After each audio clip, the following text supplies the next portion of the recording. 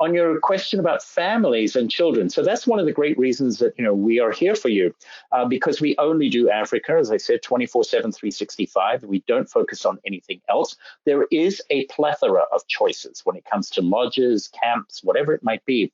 And so that's why, some lodges don't take anybody under the age of 6. Some lodges don't take children under the age of 9. Some do take under 6, but some that take under 6, yes, they do have babysitting facilities. Maybe they don't. We know all those ins and outs. You go online and try to book it directly. It's often very complicated and hard to find that out. And then you get there, and now it's too late. You can't do anything about it. And you've taken your 3-year-old and your 4-year-old, and you're stuck with them because there's no babysitting facilities. You can't leave them on their own, and you can't go, and they can't go on the game drive, and you never see any animals. So, we hear of those stories. That happens when people do try to do things on their own. This is a bit more of a complicated scenario. So we absolutely have the inside information, and that's why we work with you. You, as you said, Stuart, earlier, the client, what the family is, how old the kids are. You can ask the questions of them of how well they've traveled in the past.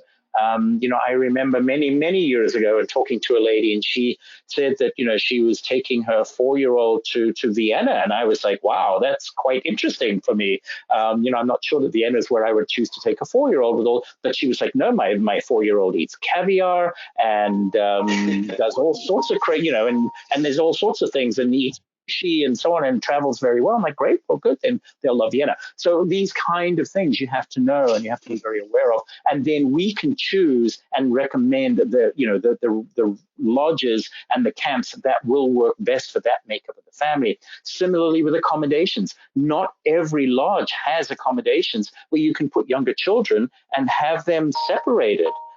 They are, and not be separated. So then if they're in a more separate situation, you have one parent the parents have to split up. And, what's the point of that? You go on this trip to be together and as a couple and as a family. So we know the lodges and so on that will work where the children can safely be in a second bedroom where they can't escape out into the wilds in the middle of the night or something.